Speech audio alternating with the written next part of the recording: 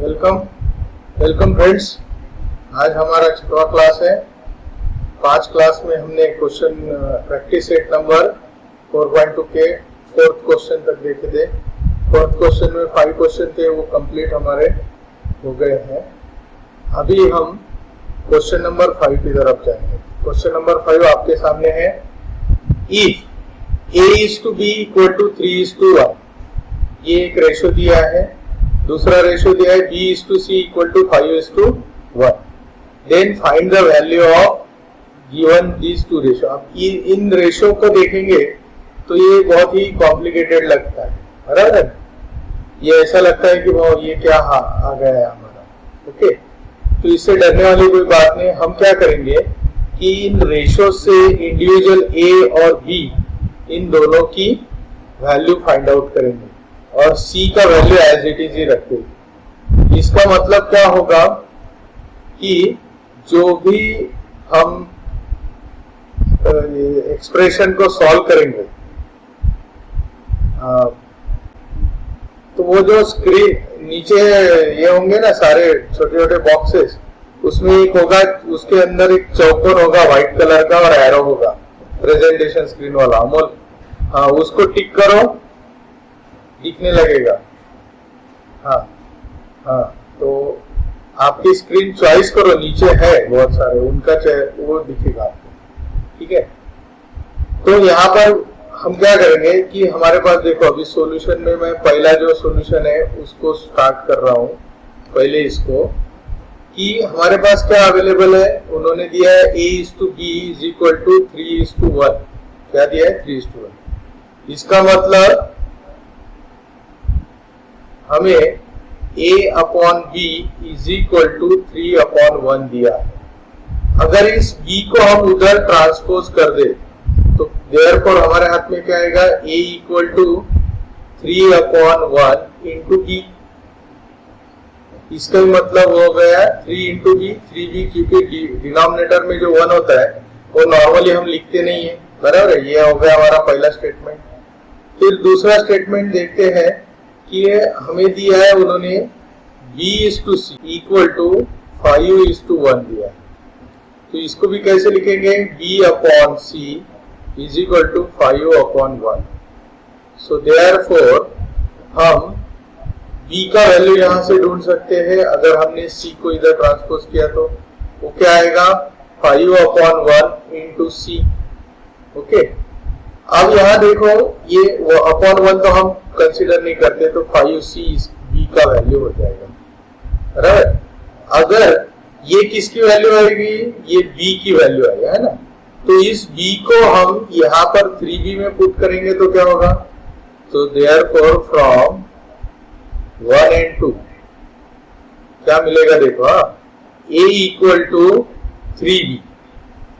अब B की जगह पे मैं ये B का जो वैल्यू है, क्या वैल्यू है? B is equal to 5C। ये ऐसा वैल्यू है। ये वैल्यू को मैं यहाँ पर पुट करता हूँ। सो 3 इंटू B की जगह 5C। इसका मतलब 3 5 15C, ये आ गया A का वैल्यू। सो देयरफॉर हमारे पास A value is 15C and B का वैल्यू इज 5C और C एज इट इज है, बराबर। C को हमने कोई चेंज नहीं किया।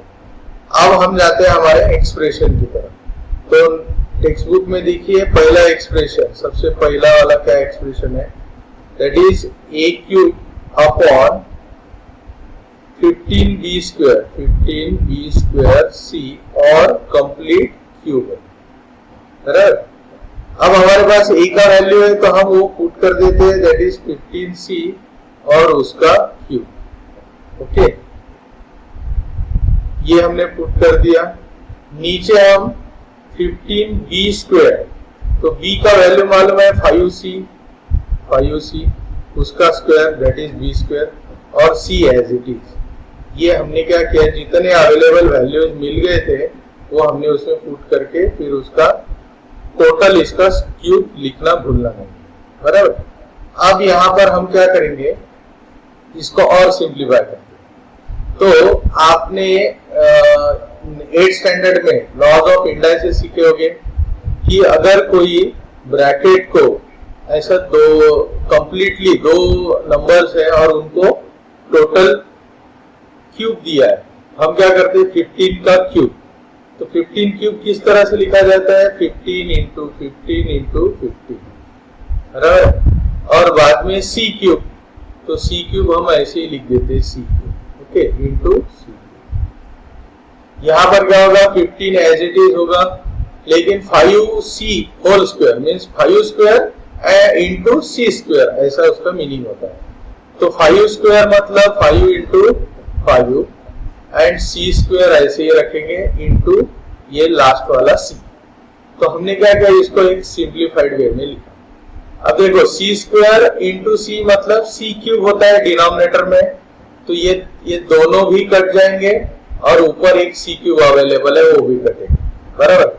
फिर एक 15 और ये एक 15 चला जाएगा, एक 5 1 जार 5, 5 3 जार 15, 5 1 जार 5, 5 3 जार 15, 5 3 15, तीनाचा भाग दिला, तीन का हमने डिवीजन किया, बराबर।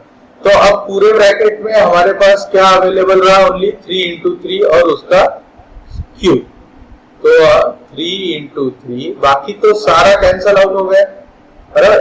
तो 3 इंटू 3 कितना होता है 9 क्यूब, और 9 का क्यूब कितना होता है 729। सो देयरफॉर हमारे जो ये एक्सप्रेशन था a cube upon 15 b square c whole cube, इसका वैल्यू तैयार हो गया 729। आसान है, इसमें ज्यादा कुछ डिफिकल्ट नहीं। अब जाते हैं हम सेकंड क्वेश्चन की तरफ। इसके अंदर सेकंड तो उससे भी आसान है, that is a square upon 7bc, okay. तो अब यहाँ पर a का वैल्यू हमारा कितना आया था, that is 15c। So 15c square upon, okay. अब देखो यहाँ पर 7bc मीन्स 7, e का वैल्यू is 5c into C, okay. अब इसको सिंप्लीफाई करते हैं 15 स्क्वायर, 15 का square is 2, 15 into 15, 15 into 15 upon, और ऊपर सी स्क्वायर बचा, सी स्क्वायर नीचे 7 इंटू 5 इंटू सी। अब ये देखो इसके अंदर का एक सी और ये सी, तो ये बन गया सी इंटू सी स्क्वायर, ये कैंसिल हो गए। सो 5 1 जार 5, 5 3 जार 5 3 15, ओके। तो ऊपर कितना बचा 15 3 जार 15 3 45 upon 7 as it is. So therefore ये हो गया। अब इसको और सिंप्लीफाई नहीं हो सकता, ऐसे ही रहने देंगे 7bc। तो ये हो गया हमारा सेकंड क्वेश्चन का आंसर, ओके। अब जाते हैं हम नेक्स्ट क्वेश्चन की तरफ। तो नेक्स्ट क्वेश्चन ये रहा, question number 6। If under root 0.04 into 0.4 into a, हे अंडर रूट मध्ये आहे, equal to 0.4 into 0.04 into under root b। यहाँ पर राइट हैंड साइड में थोड़ा सा ये अलग चीज है कि यहाँ पर राइट हैंड साइड में हमें अंडर रूट में ओनली b है। ये दोनों जो फिगर्स है 0.4 इंटू 0.04, ये फिगर जो है वो इस अंडर रूट के बाहर है। इसलिए हमें क्या करना है की इन क्वेश्चन नंबर 6 बघा, याच्यामध्ये आपल्याला जे दिलेलं आहे ते काय दिलेलं आहे ते आपण आता इथे लिहून घेऊया। आणि याला सिंपल आपल्याला a अपॉन b ची व्हॅल्यू काढायची आहे रेशोची, ती कशी बघा। ते आपल्याला काय दिलंय की under root of 0.04 into 0.4 into a equal to 0.4 into 0.04 into root b। बेटा माझा आवाज, हाँ, under root 0.04 into 0.4 into a equal to 0.4 into 0.04 into root b, बरोबर आहे। आता आपण हे जे लेफ्ट हँड साइड आहे याला थोडंसं स्प्लिट करूया दोन भागामध्ये। की एक नंबर वाला अंडर रूट बाजूला ठेवूया, हे बघा असं तुमच्या समोर लिहित आहे मी, इंटू अंडर रूट ए हा सेपरेट करूया याच्यात. ओके, तो 0.4 इंटू 0.04 इंटू रूट बी, हे अशा प्रकारे तयार झालं. तर आता हा जो रूट बी आहे, या रूट बी ला आपण इकडे रूट ए च्या खाली देणार आणि हा जो मोठा रूट आहे याला आपण या नंबरच्या खाली देणार. म्हणजे असं तयार होईल, root A upon root B is equal to 0.4 into 0.04 upon under root of 0.04 into 0.4. आलं लक्षात? काय केलं आपण, एक इकडे नेला टर्म आणि एक टर्म इकडे नेली आणि असं रेशो फॉर्म तयार केला. पण आता हे जे अंडर रूटचे साइन आहे हे आपल्याला नको आहे, तर आपल्याला काय करावं लागेल की अंडर रूटच्या विरुद्ध ऑपरेशन काय असते, स्क्वेअर करणे, वर्ग करणे. तो हम क्या करेंगे, taking square root on, taking square root ने स्क्वेयर ऑन बोथ साइड, तो दोनों साइड हमें स्क्वेयर लेना है. So under root A upon under root B और इनका स्क्वेयर करेंगे. वैसे ही इधर क्या करेंगे, 0.4 into 0.04 upon root of 0.04 into 0.4 और इसका भी हम क्या करेंगे, स्क्वेयर करेंगे. अब ये स्क्वेयर जो होता है वो क्या करता है, ये स्क्वेयर इस अंडर रूट को कैंसिल करता है. तो यहां सिर्फ बचेगा a upon B equal to, अब ऊपर अंडर रूट नहीं है तो इनके स्क्वेयर करने पड़ेंगे. सो 0.4 का स्क्वेयर होता है 0.16 इंटू 0.04 का स्क्वेयर होता है 0.0004. बघा आता ये मैंने कैसे किया, 04 नहीं होता, 0.0016 होगा. अब ये कैसे होता है, तो सिंपल है, 0.4 इंटू 0.4 करना सीधा सीधा, 4 इंटू 4 16 होता है. यहाँ का एक पॉइंट, यहाँ का एक पॉइंट, दोनों दो छोड़ के पॉइंट आएगा अभी, इसीलिए 0.16 0.4 का स्क्वायर होगा. अब 0.04 का स्क्वायर 0.04 इसका स्क्वायर 0.04. ओके, तो 4 4 16, 4 4 16, 4 चौक 16. ओके, यहाँ दो छोड़ के पॉइंट है, यहाँ दो छोड़ के पॉइंट है, 2 और 2 4 छोड़ के, उसमें से 2 अवेलेबल है और 2 बनाने पड़ेंगे, इसलिए उन्हें 2 0 फिर पॉइंट दिया. कितना आया, 0.0016. समझ में आया कि किस तरह से स्क्वायर किए. अब नीचे ये स्क्वायर और ये अंडर रूट कैंसिल हो गया, नीचे सिर्फ बचेगा 0.04 इंटू 0.4. ओके, तो अब यहाँ पर देखो क्या होगा, ऊपर कितने डेसिमल छोड़ के टोटल पॉइंट्स है वो देखेंगे, 1 2 और इधर के 4, मीन्स टोटल 6 छोड़ के पॉइंट है. नीचे 1 2 3, नीचे 3 छोड़ के पॉइंट है. तो इसमें से बड़ा नंबर कौन सा है, 6. तो हम 10 के ऊपर 6 0 रखेंगे, उससे हम इन दोनों को मल्टीप्लाई करेंगे. सो मल्टीप्लाई बाय 1 के ऊपर 3 0 और नीचे भी मल्टीप्लाइड बाय. ये क्यों कर रहे हैं हम, इसके पीछे का अभी रीजन समझो.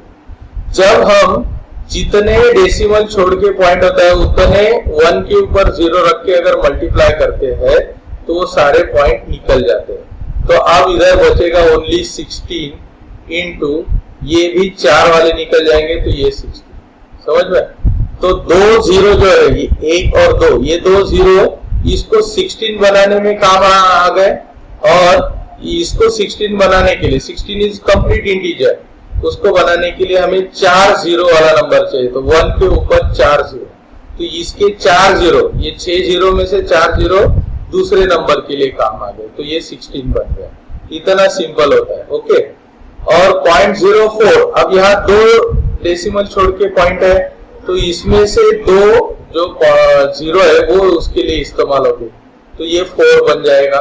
ओके, अब ये 1 छोड़ के 4 है, तो उसके लिए और एक 0, तो टोटल 3 0 यहाँ पर काम में आ गए हैं. अब बच्चे के इतने, ये 3 0, तो इनको ऐसे ही लिख देंगे 1 के ऊपर 3 0. समझ में आए? अब इनको डिवीजन होता है तो 4 1 जार 4, 4 4 जार 16, 4 चौक 16, 4 1 जार 4, 4 4 जार 16। ओके, तो ऊपर हो गए 8। ओके, इसको भी हम डिवीजन कर सकते हैं। तो देखो 4 1 जार 4 और ये जो 1000 है इसको अगर 4 से डिवाइड करें तो कितना आएगा, दैट इज 250। ओके, और 250 को और हमें डिवाइड करना है। 250 को और डिवाइड करेंगे तो कितना होगा, 4 से डिवाइड करो तो कितना होगा, 250 डिवाइडेड बाय 4। तो यहाँ पर 4 से नहीं डिवीजन होता तो 2 से देंगे, 2 2 जार 4 और 250 का आधा होता है 125। मतलब हमारे यहाँ पर ऊपर आ गया 2 इंटू 1 तो 2 और नीचे आ गया 125। ये जो मैंने 1 के ऊपर 6 0 रखे, ये चीज आपको समझ में आनी चाहिए कि डेसिमल पॉइंट किसी को भी मल्टीप्लाई बाय 10 से 100 से मल्टीप्लाई करने पे पॉइंट वो राइट साइड में जाता है। अब हमने यहाँ ऊपर 6 डेसिमल पॉइंट है, 1 2 3 4 5 6, तो इसीलिए हमने 1 के ऊपर 6 0 रखे ताकि वो सारा डेसिमल पॉइंट निकल जाए। तो ये 16 इंटू 16 तैयार हो गया। नीचे 3 छोड़ के ही पॉइंट है तो 6 में से 3 पॉइंट यूज हो जाएंगे और 3 के लिए हम 1000 यहाँ रख दिए, मल्टीप्लाइड बाय 1000। समझ में आया? तो आप लोगों को ऐसा नहीं लगना चाहिए कि ये क्या किया था। ओके, और फिर हमने इसको रिड्यूस किया, भागाकार करते करते करते हमारा आया 2/125। अब इसको और नहीं हो सकता, इसका मतलब कि a/b का वैल्यू इज 2/125। ये अगर नहीं समझ में आया तो ये वीडियो अगर आप बार बार देखोगे तो अपने आप समझ में आएगा। ठीक है, अब जाते हैं क्वेश्चन नंबर 7 की तरफ। 7 में देखो क्या है, if x plus 3 is to x plus 11 equal to x minus 2 is to x plus 1 means यहाँ नंबर नहीं है, नंबर की जगह पे एक्सप्रेशन है, बाइनोमियल एक्सप्रेशन। पॉलिनोमियल में है ये बाइनोमियल, 2 टर्म्स है इसलिए बाइनोमियल। बाइनोमियल एक्सप्रेशंस का रेशियो है, तो इसको हम सीधा लिख सकते हैं कि x plus 3 upon x plus 11 equal to x minus 2 upon x plus 1।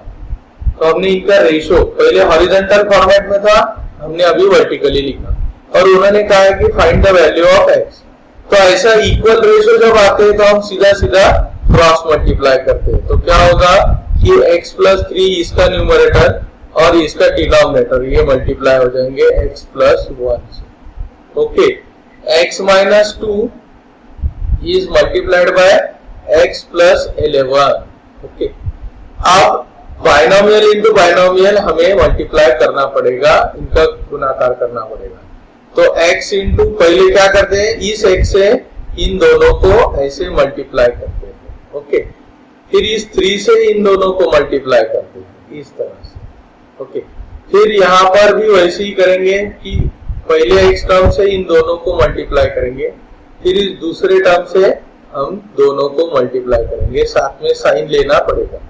Okay, तो x पहले ऊपर का करते हैं, x into x, x square, x into 1 that is plus 1x plus, अब 3 से करते हैं, 3 into x is plus 3x, 3 into 1 is plus 3।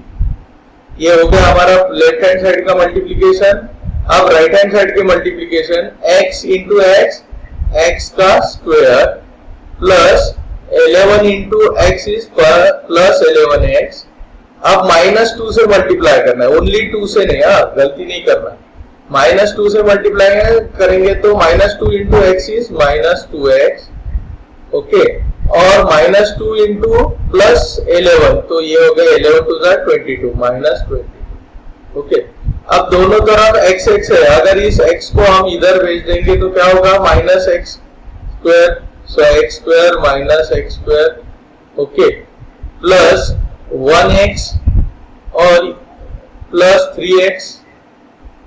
Okay, और ये जो दोनों है ये इधर ट्रांसपोज कर देंगे तो प्लस 11 इधर जाते क्या होगा, -11x और -2x इधर जाते प्लस 2x हो जाएगा। जैसे इक्वल टू के इधर जाते हैं तो वो साइन चेंज होता है। इसे ट्रांसपोजिंग इंग्लिश में कहा जाता है, मराठी में पक्षांतर कहा जाता है। अब यहाँ पर बचा राइट हैंड साइड में -22 और ये +3 इधर भेजेंगे तो -3 हो जाएंगे। अब देखो +x² -x² दोनों कैंसिल हो जाएंगे, सेम नंबर है और साइन अपोजिट है। x² में से x² गया तो 0 बचे, तो हमने उसको कैंसिल किया। आप देखो ये प्लस प्लस टर्म जो है x के, वो लाइट टर्म से ये चारों, इनकी एडिशन सब्ट्रैक्शन करेंगे। 1 + 3 4, 4 प्लस इधर का 2 6, मीन्स ये हो जाएगा 6x - 11x = यहाँ देखो -22 -3 दोनों का सेम साइन है, तो बड़ा नंबर इज 22, तो उसका साइन रख देंगे माइनस। ओके, और इन दो नंबर की करनी है एडिशन, सेम साइन रहा तो एडिशन करनी है। तो 22 + 3 = 25।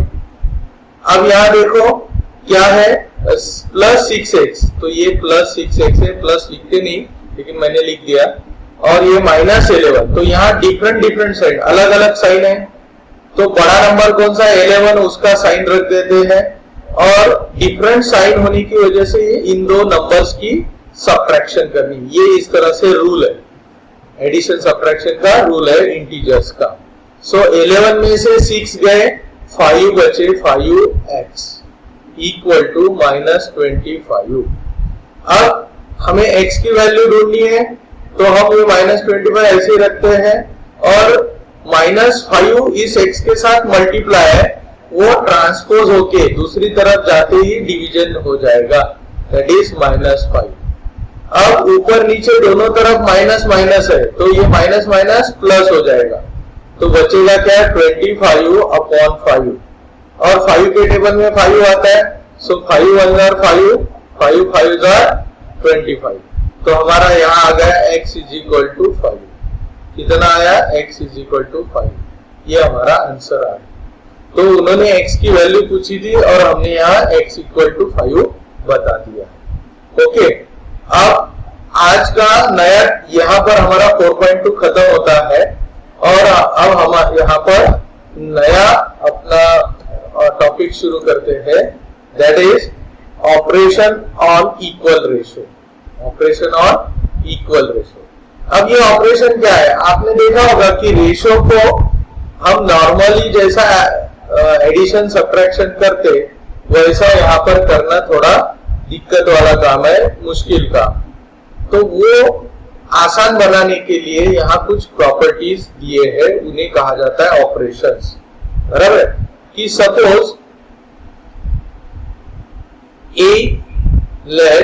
let A, B, C, D are positive integers. कैसे पॉजिटिव, मीन्स रेशो में सारे नंबर्स पॉजिटिव है। ओके, अब यहाँ पर हम क्या करेंगे कि पहला प्रॉपर्टी देखते हैं कि सपोज अगर हमारे पास ऐसा रेशो है, A/B =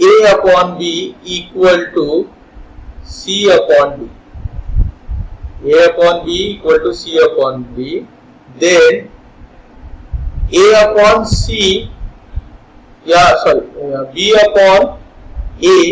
= D/E C किया तो भी ये कोई चेंज नहीं होगा। थोड़ा समझने की कोशिश करो, इसे कहा जाता है, this is invertendo property.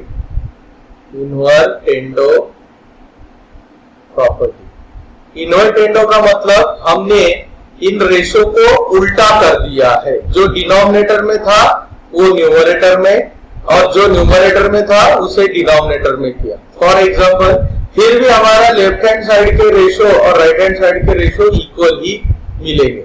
For example मैं यहाँ लेता हूं कि सपोज 3/2 ये हमारा रेशो है, और एक रेशो है 9/6। बराबर, कौन कौन से रेशो है कि 3/2 और एक 9/6, ये दोनों रेशो सेम है, क्योंकि देखो ये 3/2 जो वैल्यू है ये बेसिक वैल्यू है, लोवेस्ट फॉर्म है, सिंपलेस्ट फॉर्म, और 9/6 जो है 9/6 इसका भी सिंपलेस्ट फॉर्म है। अगर हम 3 से डिवाइड करेंगे तो 3 3 9, न्यूमरेटर में 3 आ गया, और 3 2 6, तो 3/6 ये भी दोनों, इसका मतलब इनकी सिंपलेस्ट वैल्यू जो है लोवेस्ट वैल्यू इक्वल है, तो इन्हें इक्वल रेशो कहा जाता है। अब मैं क्या करता हूं, इसको उल्टा करता हूं कि 2/3 करता हूं और 6/9 करता हूं, तो इसका भी रेडियस फॉर्म क्या आएगा, 3 3 9, 3 2 6 मीन्स 2/3, इधर भी 2/3 मीन्स हमने इन दो रेशो को उल्टा किया तो भी इसके वैल्यू में एज सच कोई फर्क आया क्या, नहीं। मीन्स रेशो में इंपॉर्टेंट होता है कि आप कुछ भी करो लेकिन बेसिक जो लोएस्ट फॉर्म है वो चेंज नहीं होना चाहिए, उसमें कोई फर्क नहीं आना चाहिए। तो ये यहाँ पर इन्वर्टेंडो प्रॉपर्टी से हमें अच्छी होता है। ये प्रॉपर्टीज अभी आप ऐसे ही समझ लो, थोड़ा डाउट रहेगा, लेकिन जैसे हम प्रॉब्लम्स करेंगे तो ये हमारे डाउट सारे क्लियर हो जाएंगे कि ये करना क्यों है। सभी लोगों को इसका सवाल होता है कि सर ये इन्वर्टेंडो करना क्यों है, तो ये आपको जब प्रैक्टिस सेट शुरू करेंगे उस वक्त आपको समझ में आया कि हमने ऐसा क्यों किया है, क्योंकि हमें कुछ रिजल्ट क्वेश्चन में पूछे रहते कि शो दैट, प्रूव दैट, ऐसे, तो वो अगर हमें अचीव करना है तो उसके लिए इन्वर्टेंडो कभी कभी करना पड़ता है। फिर अपने आप वो जैसे जैसे हम आगे बढ़ेंगे ना तो आपको समझ में आएगा कि इन्वर्टेंडो हमने क्यों किया। अब दूसरा है अल्टरनेंडो। अल्टरनेंडो अल्टरनेंडो प्रॉपर्टी में क्या होता है, जो हमारे मीन्स होते हैं, कल मैंने सिखाया था एक्सट्रीम्स और मीन्स, तो मीन्स जो है मतलब बी और सी ये हमारे मीन्स है, ए एंड डी एक्सट्रीम्स है। तो ये मीन एक दूसरे की पोजीशन एक्सचेंज करते हैं, बी की जगह पे सी जाता है, सी की जगह पे बी जाता है। तो यहाँ पर मैं लिखता हूं if A/B is equal to C/D, then क्या होगा, तो A/C is also equal to B/D। This is the alternendo property. हमने क्या किया कि B और C को अल्टरनेट पोजीशन पे रखा, इसीलिए ये होगा। अब इसका भी एग्जांपल लेता हूं, सेम एग्जांपल लेता हूं कि 3/2 इज इक्वल टू 9/6। ओके, तो आफ्टर अल्टरनेंडो क्या होगा, तो यहां पर 3 एज इट इज रहेगा, सिर्फ 2 और 9 का पोजीशन बदलेगा, तो 2 की जगह 9 बता दिया, पवन के, और दूसरा अब देखो 9 की जगह पे 2 जाएगा और 6 एज इट इज रहेगा। मीन्स एक्सट्रीम को कुछ टच नहीं करना है, ओनली मीन्स का ही पोजीशन चेंज होगा। अब इनका रेशियो देखो कैसा होता है कि 3 1 3, 3 3 9, मीन्स लोवेस्ट फॉर्म आया 1/3, तो ये 2/3 का भी लोवेस्ट फॉर्म 1/3 आना चाहिए। तो 2 1 2, 2 2 3 6, देखो यहाँ पर, तो दोनों लेफ्ट हैंड साइड भी 1/3 बन गई लोवेस्ट करने पर, और राइट हैंड साइड भी 1/3। तो यहाँ रेशो में कोई चेंज हुआ क्या, नहीं। तो हमारा बेसिक रेशो जो है वो इक्वल ही है, दोनों रेशो इक्वल है, इनका रिलेशन कुछ बदला नहीं है, तो इसे कहा जाता है अल्टरनेंडो। क्या कहा जाता है, अल्टरनेंडो प्रॉपर्टी। अब तीसरा प्रॉपर्टी जो है वो है कंपोनेंडो। कंपोनेंडो प्रॉपर्टी, नाम थोड़े विचित्र है लेकिन इसको इसी तरह ध्यान में रखना चाहिए कि इफ हमारे पास दो रेशो है A/B is equal to C/D, ये दो रेशो है, इन दो रेशो का अगर हमने एक एक कंपोनेंट ऐड किया तो क्या हो जाएगा, then component A plus B, denominator numerator में ऐड करना है और numerator as it is, C plus D और denominator as it is. Okay, तो इसे कहा जाता है, this is the componendo property, this is componendo property. Okay, अब यहां पर देखो ये आती कैसे है, तो इसमें हम क्या करते हैं, या ये अपना जो बेसिक रेशो A/B, इसमें दोनों तरफ एक 1 1 ऐड कर देते हो। 1 मतलब एक कंपोनेंट ऐड कर दिया, क्या कर दिया, एक कंपोनेंट ऐड कर दिया। अब क्रॉस मल्टीप्लाई करने पे क्या होगा, b इंटू 1 b, तो ये हो जाएगा a प्लस b अपॉन, तो इसके नीचे 1 होता है तो डिनोमिनेटर का मल्टीप्लीकेशन करो, b into 1 b equal to c, d into 1 कितना होगा, c plus d into 1 is d upon d upon ये 1 अपॉन 1 होगा तो d इंटू 1 ये कैसा रहता है, जब हमारे दो रेशो का एडिशन करना है तो हम क्या करते हैं, क्रॉस मल्टीप्लाई करते हैं।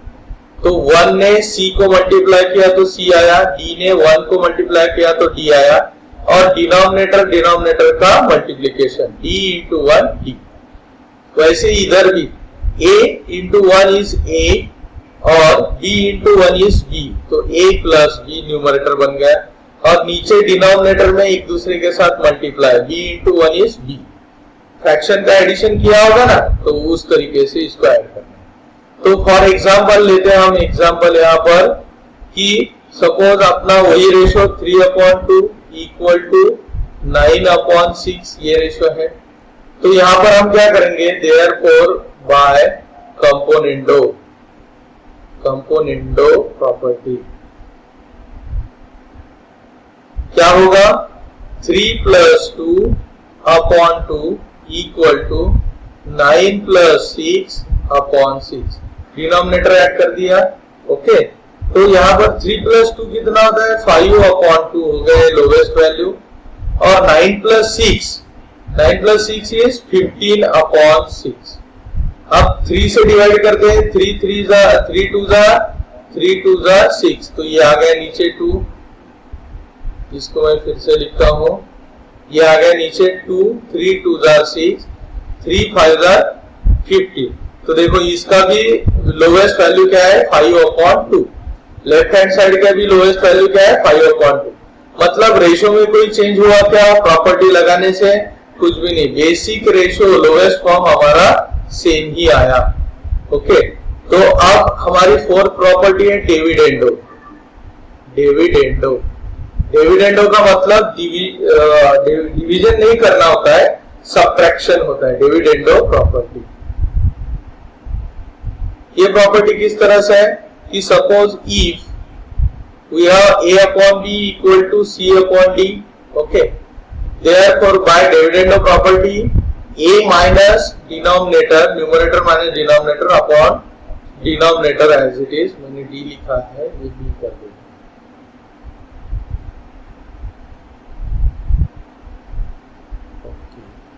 So a minus b upon b is equal to c minus d upon d, ये होगी डिविडेंडो प्रॉपर्टी। ओके, तो अब इसका एग्जांपल लेता हूं, वही अपना example 3/2 equal to 9/6। Okay, so by dividendo property कुछ नया सीखने को मिल रहा है। आज शांति से समझने की कोशिश करो, एकदम से ये समझेगा नहीं। तो डिनोमिनेटर माइनस करना है, 3 - 2/2 डिनोमिनेटर एज इट इज रखा, 9 - 6/6।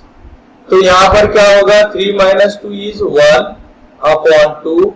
Okay, 9 - 6 is 3/6। देखो इसका भी लोएस्ट फॉर्म करते हैं। सो 3 1 जा 3, 3 2 जा 6, 3 1 3, 3 दूनी 7। तो ये भी 1/2 मीन्स उन दोनों का दो रेशो का जो रिलेशन था, क्या रिलेशन था, दे वेर इक्वल, दोनों इक्वल थे। तो वो हमारा चेंज हुआ क्या, नहीं, वो 1/2 इक्वल टू 1/2 दोनों सेम ही है। ओके, तो ये रहा डिविडेंडो प्रॉपर्टी। और सबसे लास्ट वाला property that is combination, componendo dividendo property. आसान है ये, कुछ ज्यादा डिफिकल्ट नहीं है। Okay, suppose if a/b equal to c/d है, देन तो कंपोनेंडो डिविडेंडो क्या होगा, a plus b upon a minus b equal to c plus d upon c minus d।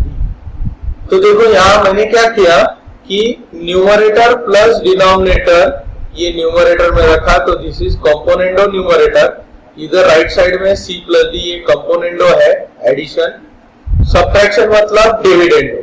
तो A माइनस बी ये मैंने नीचे डिविडेंडो किया है। ओके, अब ये आता कैसे है? तो हमारे पास basic ratio A upon B equal to C upon D है।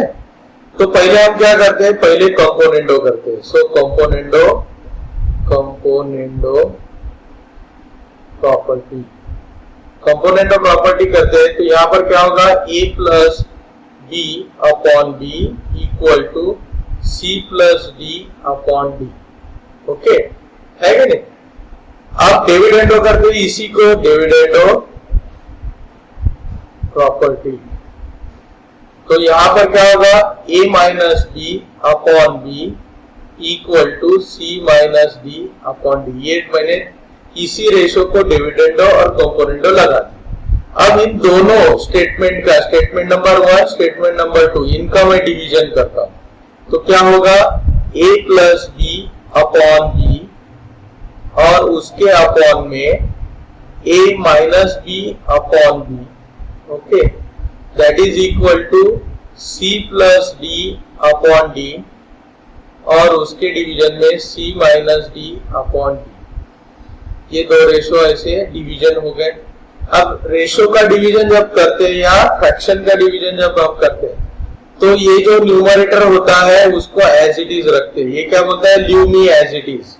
देखो सपोज ऐसा है कि A अपॉन बी या समझो x upon Y easy upon m upon n होता है। तो ये जो पहला रेशो होता है ये बोलता है लीव मी, मुझे ऐसे ही रखो, leave me as it is. फिर ये जो डिवीजन, ये जो बीच का साइन है ये क्या है, डिवीजन का।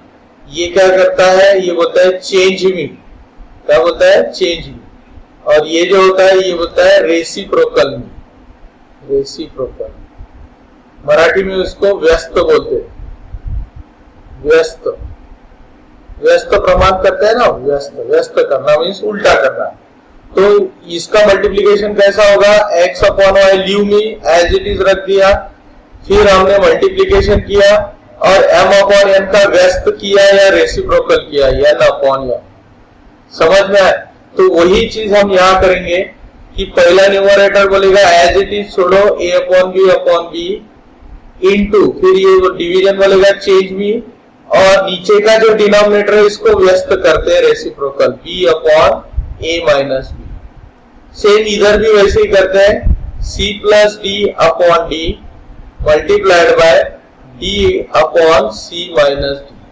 अब ये देखो डी कैंसल हो गया, इधर B भी कैंसल हो गया, तो बचा क्या, A plus B upon A minus B equal to C plus D upon C minus D. तो ये है, इसे कहा जाता है componendo dividendo.